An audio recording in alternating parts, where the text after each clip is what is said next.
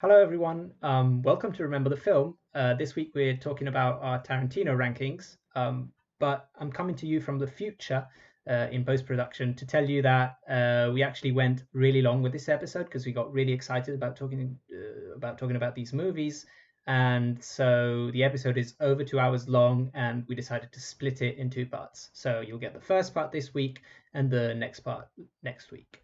But enjoy the show. It's a fun discussion. Hello, and welcome to Remember the Film, the podcast where we talk about movies and all the things that make them memorable. I'm once again joined by Hugo Panay and Josh Bradley. How great is this weekend, guys? What It's a good one. It's a good weekend, one. Grizz. Woo! Woo! Yes. Josh going full nature boy on us here. and the main reason why it's great is because a college won a college football game. That's Notre Dame beat my Clemson. main That's reason. why it's great, Hugo. I care so much about Yes. this. It just makes me so happy. And it really changed my week. I was in a bad mood because of being quarantined and all, but then Notre Dame won, and I'm like, yeah, fuck yeah. It's almost like the last 4 years are now worth it because Notre Dame beat Clemson, fellas. Yeah. Woo! I mean, Yes, well, obviously other big things happened this weekend, and it's been a very exciting weekend just in general. But today, our film to remember is Jackie Brown, and we're going to do a little deep dive discussion on Quentin Tarantino's third trip as the sole director of a theatrically released movie. A lot of caveats to make that his third movie. But we're going to do our deep dive on that, and then after that, we're going to go into our topic, which I know Josh and Hugo are thoroughly excited for, as Quentin Tarantino is among their very favorite directors. Thoroughly. Yes. And we're going to just go ahead and discuss Tarantino a bit in general, our thoughts on him and his movies, and then we're going to do our ranking of Quentin Tarantino's filmography. And we'll go through and rank them. We're going to give you our rankings individually, and then we'll tally it all up, and we'll have the Remember the Film official Tarantino rankings, which I'm sure we are all very excited for. very, there very will excited. be dissent.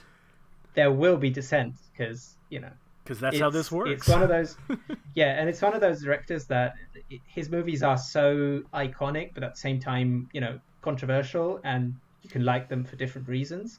And so I know a lot of people have very different opinions on what the best from Tarantino is and why, and because people like them for different reasons. So I'm very curious to see. I'm curious to see how the ages stack up too, because I feel like a lot of these movies, it depends on your age when you come to them, and for Grizz and myself, we're a few years older than you, Hugo. We saw these as they came out, presumably, and you discovered them after the fact. So I wonder if that's gonna affect. Well, I have opinions on certain interesting things. stories about that, but we'll get all right, into it cool. after. And I'll be Jackie honest, Brown. that for me, I mean, I guess we'll get into it more later. But I did not watch all of these when they came out. I've watched a lot of them as they came out, but Right. all right. Same. Well, so let's get into our film to remember. We're going to talk Jackie Brown. Let me go and pull that up on there. So we're going to, again, like we did last time, do a brief, spoiler-free. What are your thoughts? And then we'll start ruining the movie. Right. So I think the first thing we should talk about is why we chose, of all the Tarantino movies, why we chose Jackie Brown. And I feel like our reasoning behind it was it's one of the most most overlooked Tarantino yeah. movies. It's one of those movies discussed, that yeah. it's one of the movies that sort of gets lost in the in the group of all the crazy over the top Tarantino movies, because it is quite different compared to a lot of his movies, and I think it went under the radar when it came out, and it still does today. And so I thought it was an interesting pick to talk about. Because it didn't get the critical acclaim that his previous two movies did when it came out, but I think like we've seen with some other things that could be related to expectations for what the movie would be. Absolutely. And I really liked Jackie Brown. I think it's fantastic. And is it a quintessential Tarantino experience? Well, that might be a little more up for debate, but I think that it was definitely underrated when it came out, and as such, that's probably why it's like we're talking about. A lot of people haven't seen Jackie Brown before now. I hadn't seen it before this week, and I'm really, really happy we chose this one. But to your point, though, Grace, I think it actually, when it came out, people may have been a little disappointed after following Reservoir Dogs and Pulp Fiction, but like looking at it 20 years later, in the totality of Tarantino's filmography, I think its critical assessment has risen a fair amount as people look at his filmography as a whole and they see this one. And when you're not comparing it to only Reservoir Dogs and only Pulp Fiction, it's a little bit of a different take on the movie, I think. And that's, again, that's why we're talking about it now, too. But yeah, so how do we feel about it? Well, like I said, I thought it was fantastic. Chris said he loved it. Yeah. I think it's great. Yeah, it's really good. And I actually I read Rum Punch, which is the Elmore Leonard novel it's based on, like a couple months ago. So I have Elmore Leonard's words in my head in addition to Tarantino's, and it's still good. Like I'd seen it before I read the book, and then I watched it again after I read the book. And it's still great. Yeah, to me, this is definitely by far the most underrated Tarantino film, and I think it's very different from the rest of his work, but is fantastic. I think it's one of probably the most heartfelt of his movies. It's completely character driven compared to some of the other movies that have, the characters are always really important in Tarantino films, but the other movies are driven by action, by really interesting set pieces, by even just the way scenes are laid out in his other movies. They feel like set pieces even if there isn't action going on. And this movie is sort of more traditional compared to his. That's exactly the word I would use for it. It's a more traditional movie. Film. Is this the only Tarantino movie with like a romance in the middle of it? I can't think of any other romances. Yeah, in any there's Tarantino romance movies. in other ones, but not to this extent. There's romance in Django. But like you don't get to see the romance play out in Django like you do in Jackie Brown. Yeah, It is a crime drama, but it's a crime drama that doesn't feel like the other crime movies that Tarantino has made. The focus isn't necessarily just on the crime action, but it's more on the relationship between the characters and what the characters are going through, which is quite different for a Tarantino film. It might be a bit jarring when you compare it to Pulp Fiction and Reservoir Dogs if you're expecting that, but if you look at it on its own merits, I think it's a fantastic film. Josh, you had something you wanted to add? I was just gonna say that actually we'll talk about like the differences between the book and the movie later, but like in the book, the romance is actually a bigger plot point. Like in the movie, it kind of is danced around and then it kind of pays off at the end, but like it's integrated more into the story as it's happening in the book, which is interesting. That again, now that I'm thinking about it, there's so little romance in Tarantino movies that he like downplayed the source material romance even in this one. Yeah. I thought it was a more subtle romance, like leaving you kind of wondering, like, are they actually into each other?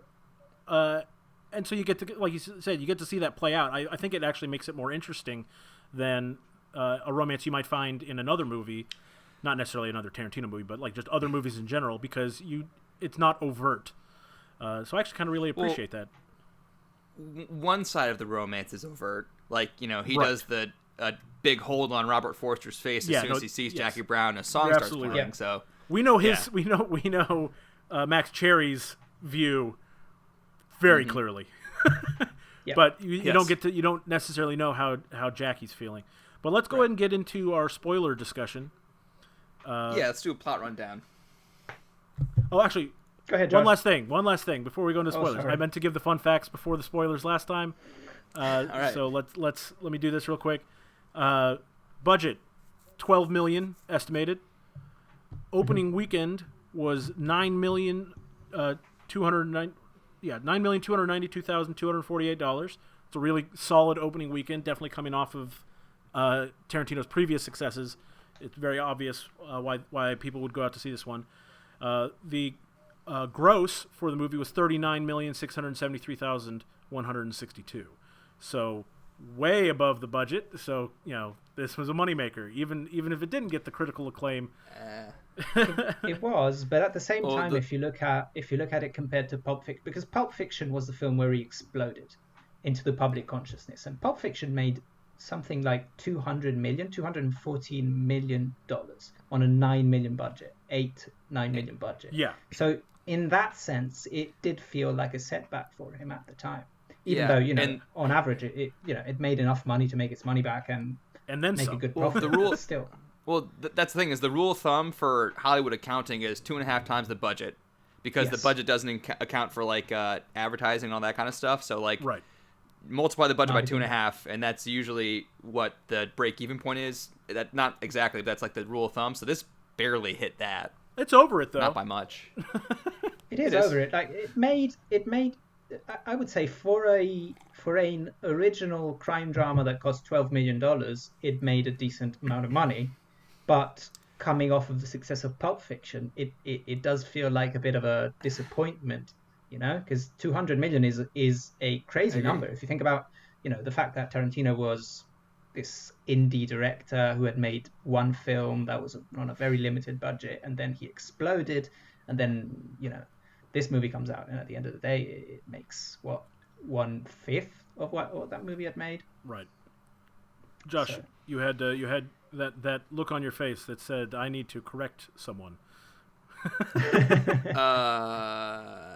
I was just gonna say that Hugo said that this made a fair amount of money for an original crime drama.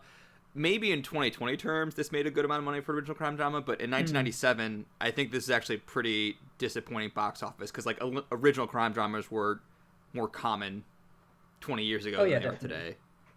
And I don't know, maybe the box office standards were different then. Like, yeah, if an original crime drama came out now and made $40 million, we'd be like, okay, cool, but back then maybe not, less so. Yeah, I guess so. I hadn't thought about it that way. That is true. But, I don't know. I feel like it wouldn't have been considered as much of a disappointment as it has been considered if it didn't come off, that major success. That's what Agreed. what I mean. Well, some other interesting factoids, as we already mentioned, it was an adaptation of Elmore Leonard's Rum Punch. A fun fact: Tarantino's production company also purchased the rights to 2 other Elmore Leonard books, Freaky Deaky and Kill Shot. And Tarantino wasn't sure which one he wanted to make a movie out of. He knew he wanted to make one of them. Another interesting Cameo by my cat. Jackie's last name. Oh, yes. We have cat action. Jackie's name in the book was Jackie Burke. Is that correct, Josh? Yeah, and she's a white woman, and the story takes place in Florida. So yeah, big switch there. Yeah. The well, switch happened. but, for a he- reason. Reservoir Dogs. We'll talk about Pam. We can talk about Pam Grier later, but she comes up in Reservoir Dogs. Right. Well, so If you remember. they changed her name in the movie to Jackie Brown in an homage to Pam Grier's character Foxy Brown in the movie Foxy Brown. And then another interesting thing with Pam Grier and also with Robert Forster, they had both auditioned previously for other Tarantino movies. Grier had auditioned for the role of Jody, the drug dealer's wife in Pulp Fiction, and ultimately Right. they did not go with her because Eric Stoltz, who was cast as the drug dealer, has to be very rude to his wife, and Tarantino just thought it would look ridiculous to see Eric Stoltz being rude to Pam Grier. And not just rude, but like really, rude. Yeah, horrible. And then for Forster, he had auditioned for the role of Joe Cabot in Reservoir Dogs, which I Right. think would have been made for a very different take on the character. And I think Tarantino saw that as well and was like, okay, this isn't what I wanted, but he had told him that I promise I'm going to use you eventually. And he made good. He made good on both the main actors here. And then the last Robert factoid I just Forster wanted to share was Oscar-nominated that for this, Ordell's appearance was completely decided by Samuel L. Jackson. Oh, so that's the reason. That's the reason. Because, okay, for me, it was the second time that I saw this movie. Actually, I think the third time. And since I already knew what was going on, I started looking at different details that I might not have noticed the first few times. And every time Sam Jackson speaks, I just see that weird beard thing that he has going on just waggling, and it looks hilarious. Very often. But anyway, Okay, well, so Yeah. now let's go into our spoilers discussion. Yes. so Josh, do you want to give us a quick rundown of the plot? Yeah, sure. So I guess we begin with Roby, who is played by Sam Jackson. He's like an arms dealer in Los Angeles, and part of his operation is he gets his money is all in Mexico, in Cabo, and he has Jackie Brown, played by Pam Grier. She's a flight attendant. She flies to and from Cabo all the time as part of her job, so she discreetly brings his money in from Cabo into Los Angeles, $50,000 at a time. And she gets stopped by ATF agents, played by Michael Bowen and Michael Keaton. Michael Bowen? I don't know. Regardless, Michael Keaton. And she has to kind of cut a deal with the ATF agents and with Ordell and kind of play both sides against each other and try to figure out how to stay out of jail and stay alive because, ATF agents want to put her in jail and Ordell Roby wants to kill her so she doesn't rat on him. And she gets the help from Max Cherry, who's a bail bondsman, played by Robert Forster. And he takes kind of a shine to Jackie when he bails her out of jail. And I think she probably detects that and uses that to her advantage. And I guess we can talk about how much Jackie is playing Max Cherry or not playing Max Cherry. But regardless, Max Cherry helps Jackie in her scheme in her 4D chess scheme against Ordell and the ATF agents. And ultimately, Jackie has a scheme that makes her get away with Ordell's money and gets her off scot-free with the ATF. Is that good? Yes, what do you guys think? and yeah, I think that's good for the plot. But basically, the film ends with this big set piece inside a mall, which is where the whole plan for this heist goes down, and you see it from different points of view and at different times, and it's really interesting because you get the whole plot unraveled, and because there's a planning phase, a planning phase for this plan, but you never get the details, and you only see them unravel at the very end, and so it gets really exciting. There's a lot of moments in the movie, whether she's talking to the ATF agents or talking to Max Cherry or talking to Ordell, but there's a lot of moments where someone will say, "Here's the plan," and then it cuts away and it cuts to the end of their conversation, such that you don't hear their plan until you see it actually play out. And I don't know, I really like that. I love that. That's fun shit. Yeah. Yes, it was fantastic. It doesn't reveal any information before you need to know it. Right. And it to your point, Hugo, but not completely.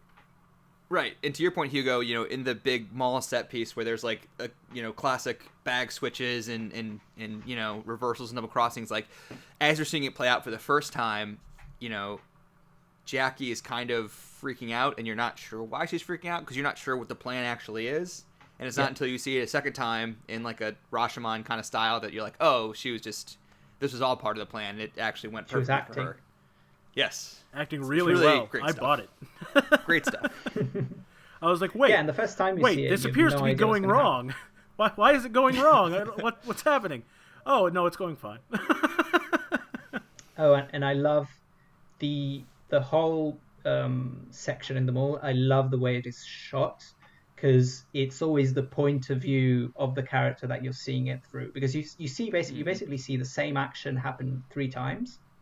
One time from the point of view of Jackie, one time from the point of view of Max Cherry, who's helping her, and one time from the point of view of Robert De Niro's character, who's called Lewis, who is this white guy who Ordell helped to get out of jail. Well, I think they were friends, and then he was in jail, and he got out of jail, and they became partners in this crime. And so you see Ordell's put him to work, and so he's giving him some work basically, and it's really fun to see the same thing play out 3 times, and it's the way it's shot changes every time, because when it's when it's Jackie's turn to be the point of view character is when you really have no idea what's actually going on, and so it's really frantic, and there's really cool tracking shot of her running through the mall and getting more and more worried, but you always see her face. And so it's this really cool tracking shot that goes through the whole mall, and then she goes to the police, and she starts shouting, "Oh my God, I lost the money, and I have no idea what happened." And then the whole plot unravels, and you find out that she was actually acting, and she got away with all the money. Right. But let's talk about, I think, the best part about this film is the characters and how good these Agreed. actors are to playing these specific characters. Yeah, I mean, for sure. That's my favorite part of this movie is that every character is well executed. I don't think there was I don't think they messed up anywhere in the casting on this. Every single one brings something unexpected from what I would have thought they would do. Like I'm used to seeing Robert De Niro as, a tough guy, a smart guy. And he is just kind of a bum. Hapless. Yeah, hapless and pathetic in this, yeah. He's a bumbling idiot. Yeah. He's a bumbling idiot who has no idea what he's doing all of the time. It actually made him humorous, and as you're not used to seeing Robert De Niro in that kind of role, that was really, really fun. Obviously, Samuel L. Jackson is awesome in this role. Amazing. He clearly created Ordell. I don't know what was in the book, but Ordell was just oozes Samuel L. Jackson's charms. As I was reading the book, last month, I couldn't not picture Samuel Jackson as I was reading, Ordell, and like he is Ordell in my mind, and that wasn't necessarily true for every character, but I couldn't not picture him. So this is one of my favorite Sam Jackson performances for sure. And then though, I will say, he is a bit heightened compared to the other characters, because compared to the other Tarantino films, most of the characters are quite understated.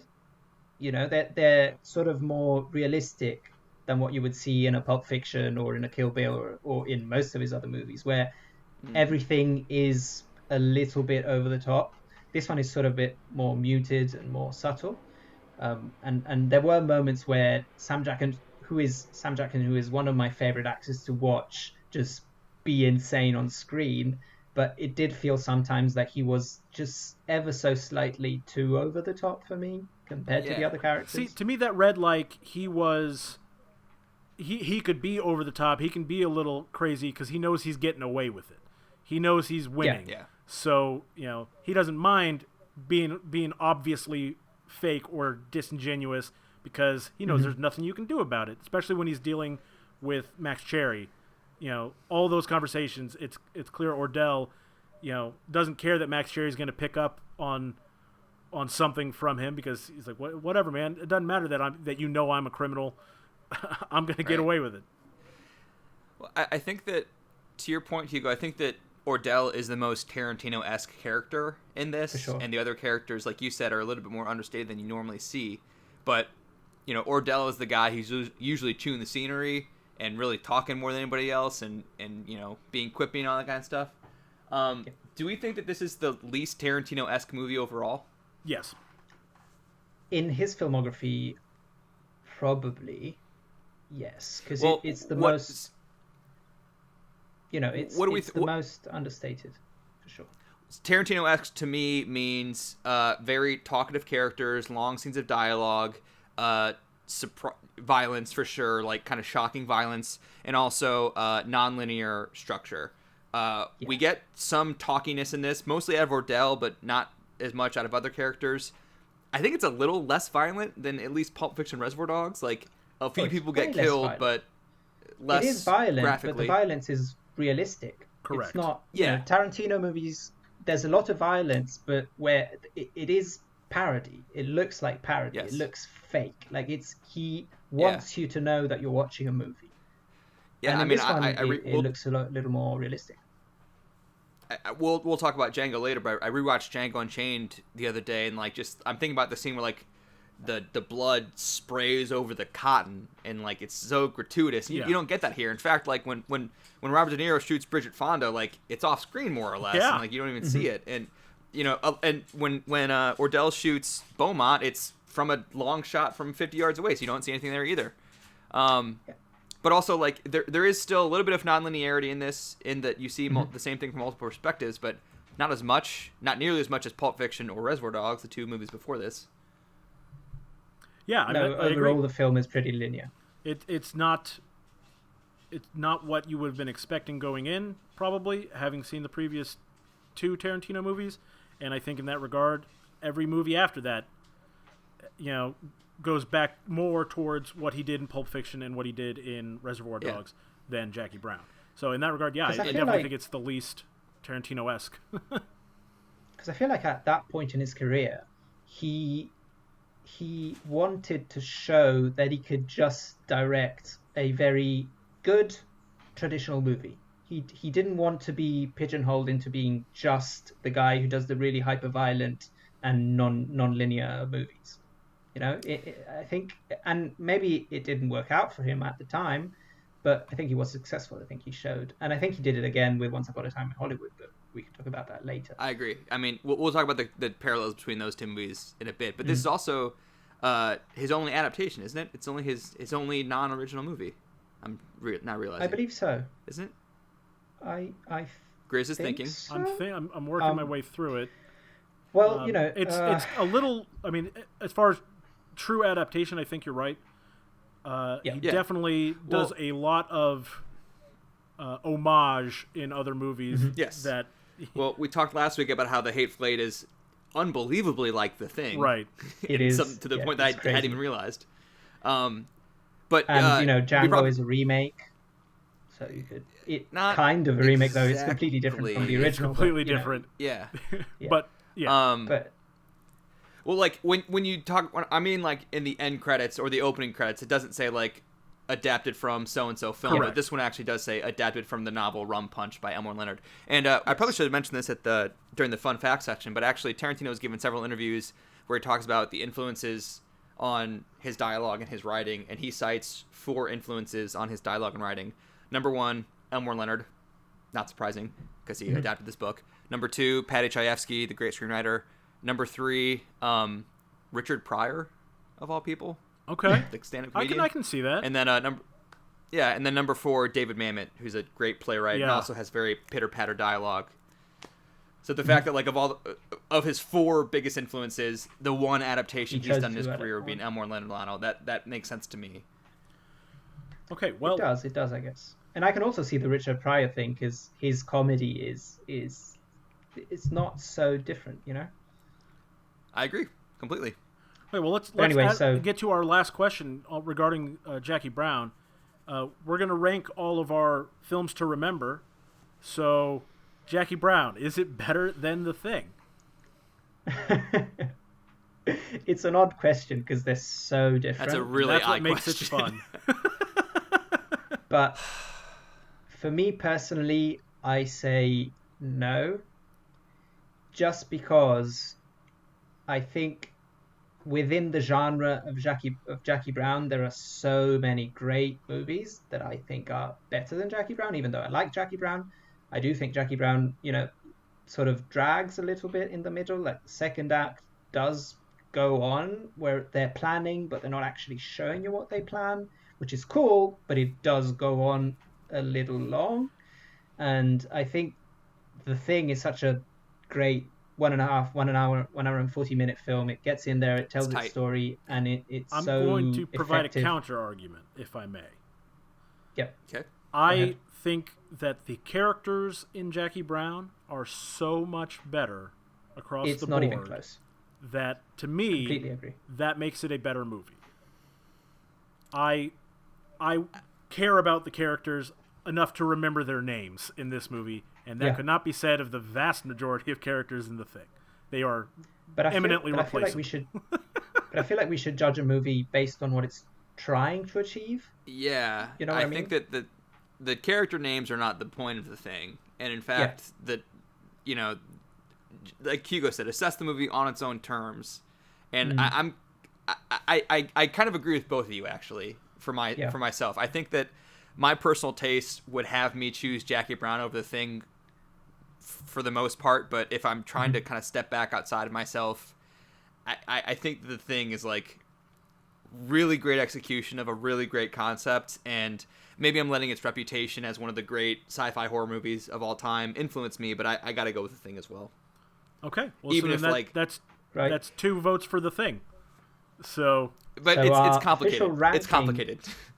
Our official ranking of the films to remember so far goes number 1, The Thing, and number 2, Jackie Brown. And we'll see what happens. if you ask me on any given day, would you rather watch Jackie Brown or The Thing today? I'd probably choose Jackie Brown, but I don't probably know. would too. I'm going with The Thing.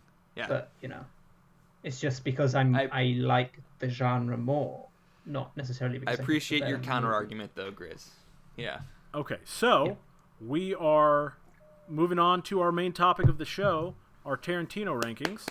Hooray! Hooray! So let me go ahead and flip over to that screen now. Here we go. So basically, the way we're going to do the ranking is we're going to go one by one. Everybody's going to say their number 9, number 9, number 9, number 8, number 8, number 8, and so on. Each movie is going to get basically a score. So if I put a movie at number 9, that movie will get 1 point, and if a movie gets a number 1, it will get 9 points. And then we'll tally up the scores and come up with the definitive list.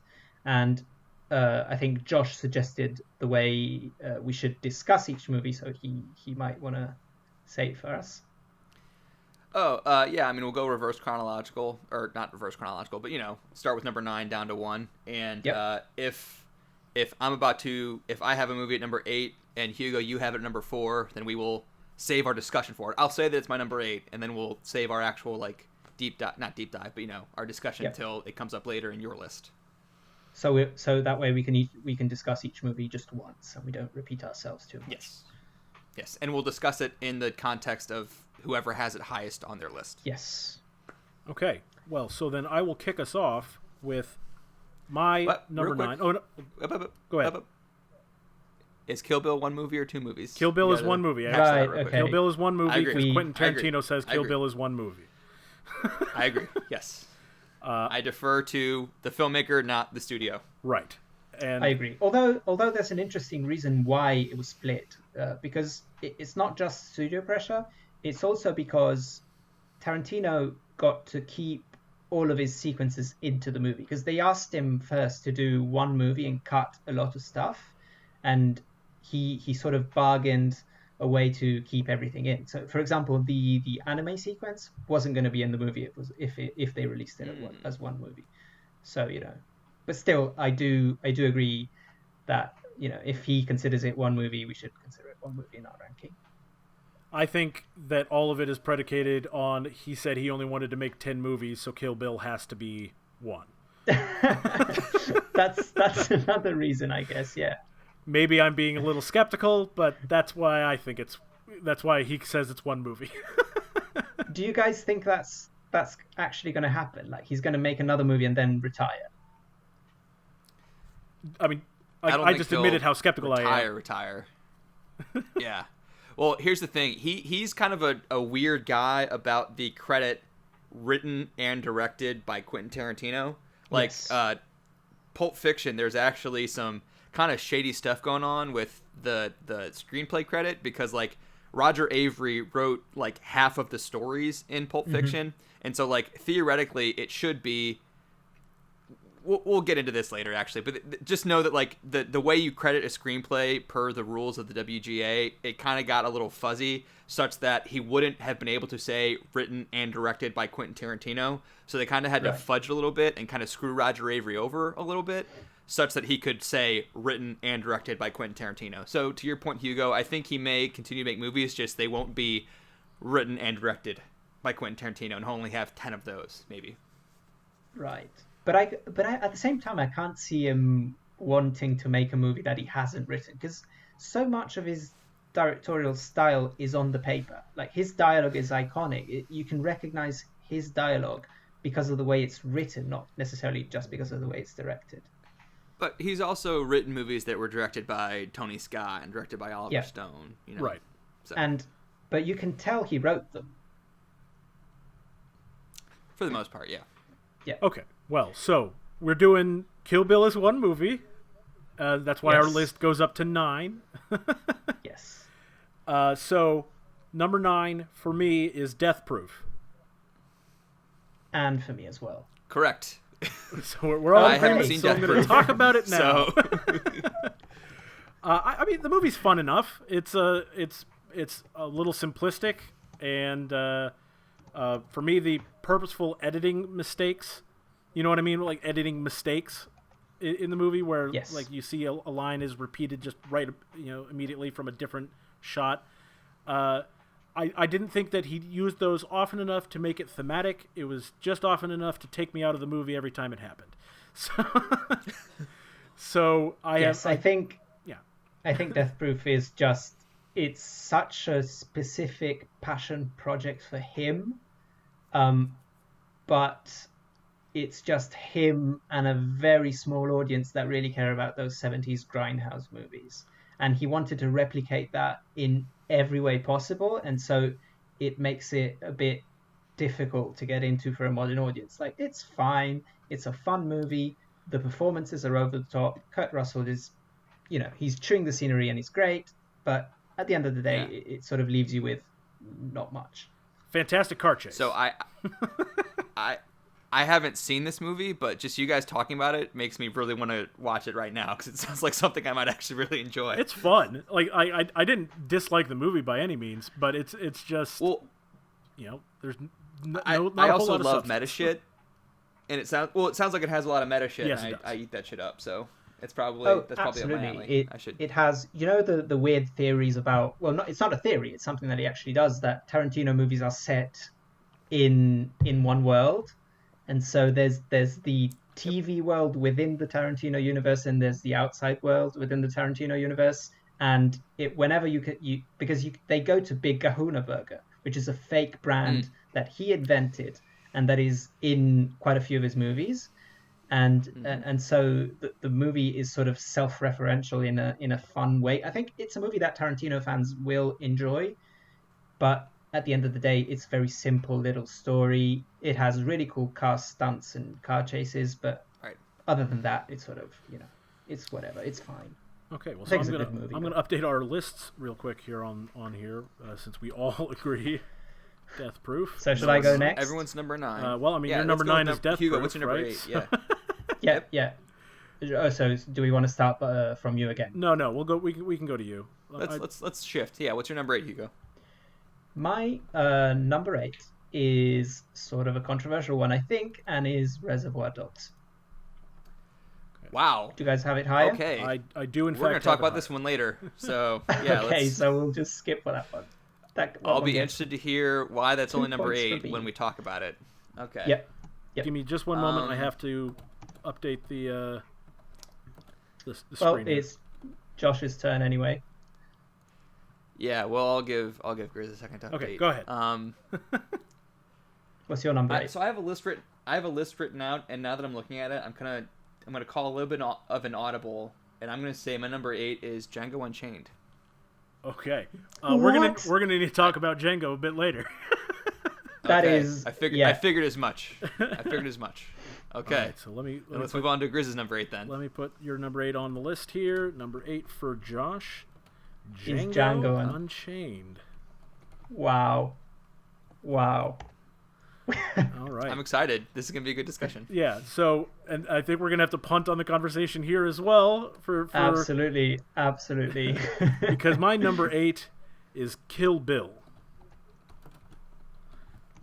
Oh, you guys are. What's happening? What is happening right now? Do you have that pretty significantly high, Hugo? Yeah. Okay, then we'll save it, because it is quite I would be fine talking about that now, even though I have that higher than 8, but that's fine. No. Okay.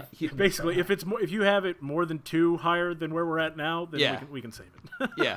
Yeah. So I think we should save it. So we'll eventually talk about one of these movies. So are we going to number 7? Okay. But it's going to make for an interesting list, because we apparently have different opinions. Okay, Hugo. So Hugo, number 7. Is that where we're at? Your number 7? Yeah. My number 7 is The Hateful Eight. That's also my number 7. It is also my number 7. We did it, guys. All right. Okay, cool. So we agree on one of them. Yes.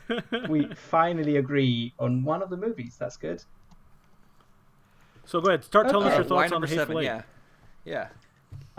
I debated putting this higher because I will say, starting from number 8 on, these are all movies I love. Tarantino is one of my favorite directors. I enjoy them all. It's just I had to make a list, so some of them had to go lower.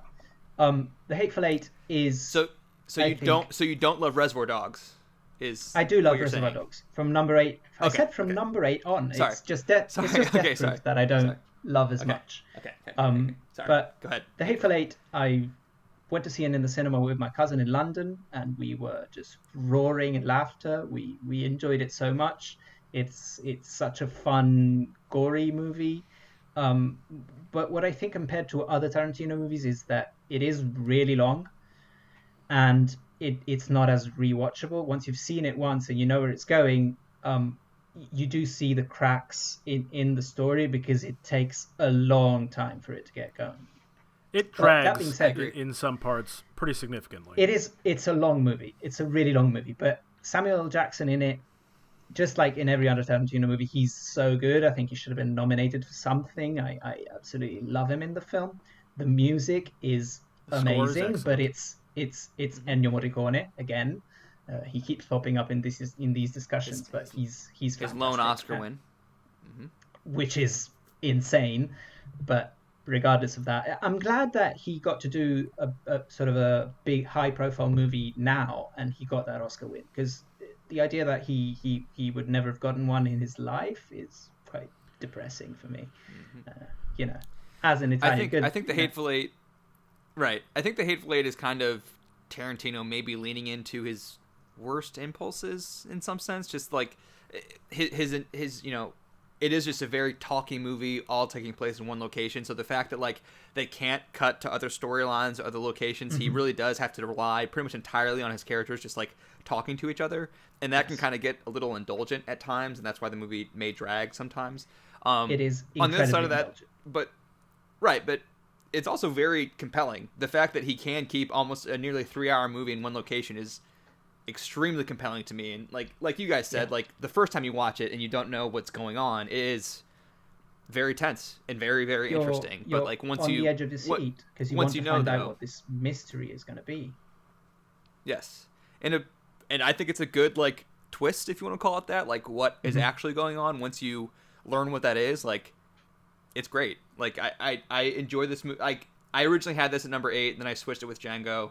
Just because I don't know. It's maybe I feel like a lot of people have this low on their list, but I think it's really good. Yeah, So and as I said, it's quite low on mine, but I really love it anyway. So I again ahead, enjoyed Jeff. Hateful Eight a lot. Grizz. I am a sucker for movies that take place in one location. Sure, like me too. One a classic that I hope that if you haven't watched it, you'll get it. You'll watch it soon, or something we can watch together. 12 Angry Men is one of my favorite movies, and it all takes place in the jury deliberation of a courtroom. Yeah. I think it's really a hard thing to do to make a movie that interesting while all taking place in one place. So you really do have to rely on characters for that, and Quentin Tarantino does deliver on some really solid characters. The reason that this movie drops for me is a couple of things that, like we said before, it drags in parts. But honestly, the biggest complaint I have about this movie is the introduction of a narrator well into the movie. Oh, yeah. Like 2 hours in. Yes, they don't have a narrator for the first 3 chapters of the movie, and then suddenly they introduce a narrator, and it came out of nowhere. And I in theater I And out loud it's said, Tarantino. "What?" And it's Tarantino's voice. So talking about indulgent. But to be fair, but- that is him. That is him. He doesn't care about rules. He doesn't care how long a scene goes. He doesn't care how long a movie is. He doesn't care about film structure. He just does his thing. And sometimes it works better, and sometimes it doesn't work quite as well. For but me, in this case, still the introduction always of cool. the introduction of the narrator to me made it feel like maybe he didn't get the shot he needed on something, and so he felt he Right. needed to explain something away. But I think that he did get the shots he needed and didn't need to explain anything, so the narrator felt superfluous to me. I understand that complaint, and I disagree because I think it's awesome. Because the way that it's employed is it is showing you something you've already seen, but showing you an extra detail, and then like talking about why the next 20 minutes are going to be incredibly tense. It's just like setting up chess pieces for you. Yeah, and I guess I'll never get to know if I would have felt that tense without the narration, because the narration is there. My thought is that I was going to pick up on that tension.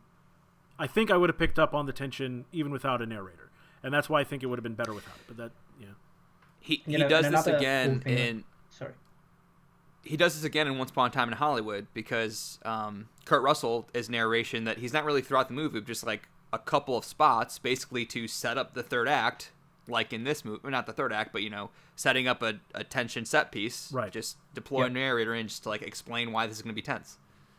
And in this movie, another interesting thing about the narration is that because the movie was released with this throwback road show in 70mm that he did, and in that version of the movie, which is like 20 minutes longer, there's an intermission, and after the intermission it reopens with the narration.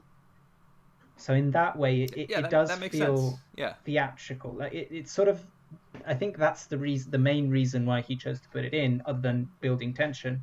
But I understand that in the regular version it does feel a bit jarring. It just sort of comes out of nowhere. Yeah. Well, okay, so that's the Hateful Eight. We all agreed number 7 for various different reasons. Yeah. But like I said, still a good movie. Who's going next? Are we going to go back to me since we all have 3 up right now, or do you want to do Josh? We'll do Josh. We'll go me. My number 6 is it's Jackie Brown, which we've already talked about. And my number 6 is Jackie Brown as well.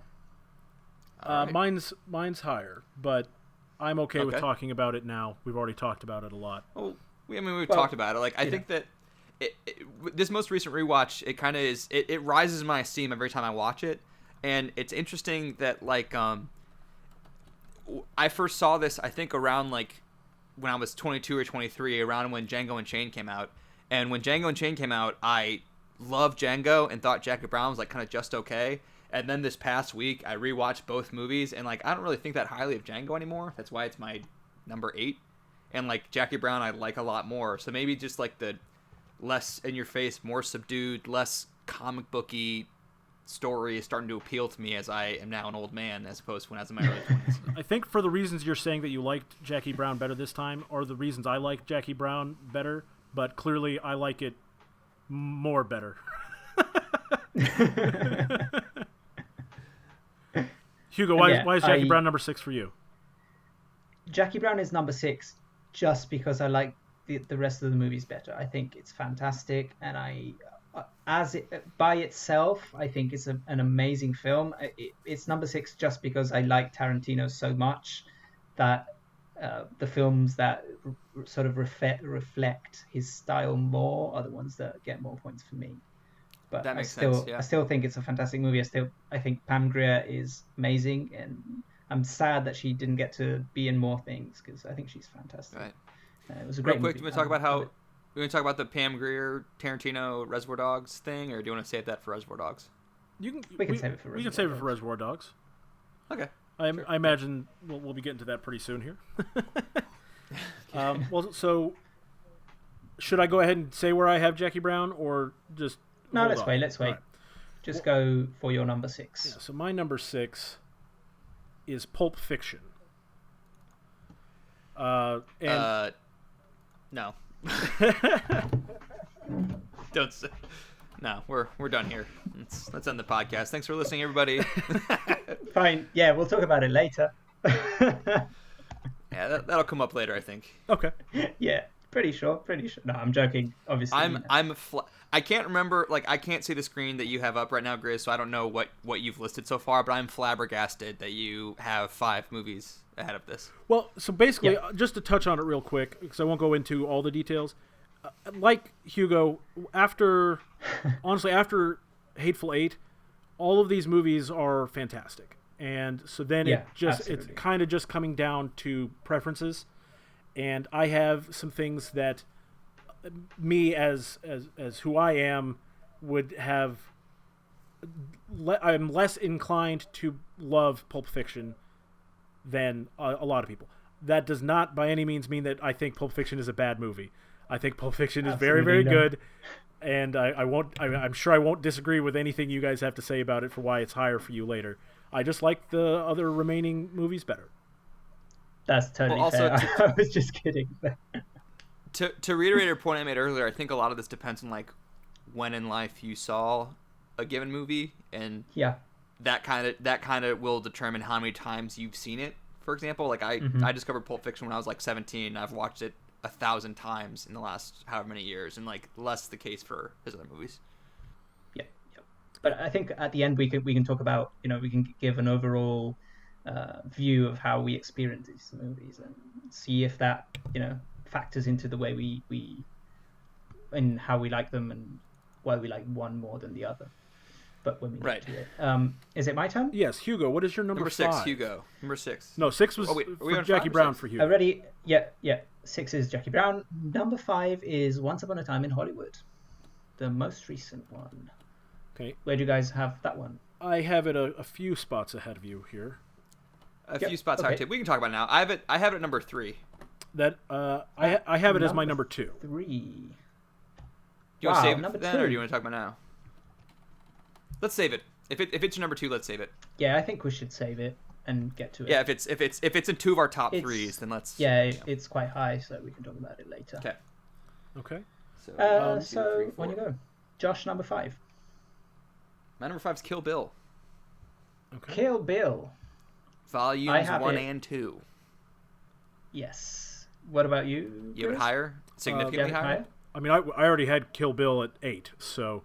Oh, you already had Kill Bill. Well, Kill Bill is my number 4, so I think we can talk. We can talk about it. Let's talk about it. Cool. Yeah. So hang on. Well, let's ask Hugo because it's highest on his list than anybody else's. So I want to hear your opinion first. Kill Bill is my number 4, and it's Josh's number 5. You said. Mhm. Yep. 5J and 6 from me. Okay. Well, I'll go. Yeah, go ahead. You can start if you want, since you're the one who brought it up first. Why is it your number 5? I'll vamp a bit. Yeah, I think I brought it up first. Yeah, that's true. But I mean, in this little bit. Okay, that's a good point. Grizz, you start. Why is it your number 8? How? Okay, so I know this is a hot take for sure. Yeah. It's not bad. It's not a bad movie. Again, I don't really think any of these movies are bad movies. It just fails to connect with me in most of the ways that it ought to. I love samurai movies. I love kung fu movies. Right. I felt that Kill Bill falls short in the samurai aspects, the kung fu aspects, of hitting the mark. It's cool to have the homage, but I think it doesn't quite capture the essence of those movies for me. So in that way, it just falls a little short. I also think gratuitous violence is obviously a common thread for Tarantino movies, but I like it better when it serves a purpose, and or like it offers an impactful, like a feeling for why I should be okay with this particular act of gratuitous violence. Like, we'll get into it more with other movies, but the Django Unchained and Inglourious Bastards, those movies are very, very violent, but the violence in that feels meaningful to me that it doesn't. Yeah, you feel like it has more of a purpose. That makes sense. I think Kill Bill tried to do too much, is basically what it comes down to for me. It was trying to pay homage to too many different varieties of things, and it kind of ends up being all flash and less substance for me. Action is insane. So I will it's say great, but right. that's why for me it doesn't register as one of the best for Tarantino. I will say it was maybe a little bold of me to put this at number 5 because it is like probably the movie I've seen the least amount of times on this list, and the one that I've seen like the longest ago. So maybe I'm kind of just like going off like what my memory of Kill Bill was, but I remember it being extremely exciting, and for a 4+ hour movie, it's hard to be exciting and engaging for that long. And I kind of like that it's like I like movies where it just seems so insurmountable for the character to do what they have to do, and then they do it. Like the fact that this character has to fight through like 4 crazy assassins or however many Yeah. assassins, and It is 4. a team of 88 people, and then the task at hand is kill Bill, and there's so much standing between her and Bill, you just think it's going to be impossible, and she starts the movie paralyzed more or less. So like, how the f is she going to do this? And then she does it, and I don't know, that's satisfying to me, and I think it's engaging for 4 hours long. It's exciting and it's satisfying, and that's why I give it a lot of props. Actually, I wanted to touch Right. on one other thing before Hugo gets into why he has it Yeah, at go ahead. number 4. I think the other part that falls short of the mark for me is actually with Uma Thurman, not as her performance of the character, but in terms of her performance in action. It just never quite felt believable for me, for Uma Thurman to be the action hero of this movie. I think sometimes her Right. movements are a little clunky or slow, certainly by comparison to the professional stunt people around her, and that takes me out of it just a little bit in those scenes. Right. So, okay. First of all, I have it at number 4 because I've experienced it my whole life as 2 separate movies, and I think Kill Bill Volume 1, regardless of Tarantino's just thinking of them as one movie, Kill Bill Volume 1 would be my number 3, probably even 2, possibly. That's one of the films that I grew up with, which sounds a bit insane, but I saw this film when I was 10 years old, and I've kept watching it all the time. I've seen that movie so many times. I recognize every music. If I hear the music, I can picture the scene, and sort of I watched that movie. I watched that movie the first time with my dad because it was a difficult time. My parents had just split up, and he was basically the single parent who only saw me on weekends, and we were like, fuck it, we don't care, we're just going to watch crazy films. And we watched The Matrix, and we watched Kill Bill, and a whole bunch of action movies, and to me that movie has a special place in my heart, and it's very difficult for me to see it as a film separate from the attachment that I have to it, from the fact that I've seen it so many times. And it's so exciting for me every single time. I love the music, I love the action set pieces, I love the way that it's structured, I love how bold the colors are. I think Uma Thurman is so good because she manages to make this character who is completely impossible. She like it's basically anime if you think about it, but she makes her character so believable. She goes through so many emotions that feel human, even though she's so superhuman. And whenever the heightened action begins, it not only is it really exciting, but it also sort of it's such an homage to old B movies where you had this bright red blood and impossible things happening on screen. I don't know if you guys have seen Lady Snowblood. Not yet. Which is one of the Nope. It's one of the main inspirations of its movies, and if you see it, you can tell there are a huge amount of similarities. I love it. Growing up, I came to love it as a feminist tale. There's so much about it that I just love to death. And the second part I like a little bit less because I think the film climaxes in the middle, which is the Oren Ishii fight and the 88 Falls. And after that, it never quite recaptures that momentum, that tension. Even though there's some really great sequences in part 2, like when she gets buried alive, or the fighting scenes with Pai Mei when she's training. But at the same time, it never quite recaptures that energy that it had in the first part. So that's why it's a little lower for me. But Volume 1 is like one of my top 15 movies all the time. I love that movie.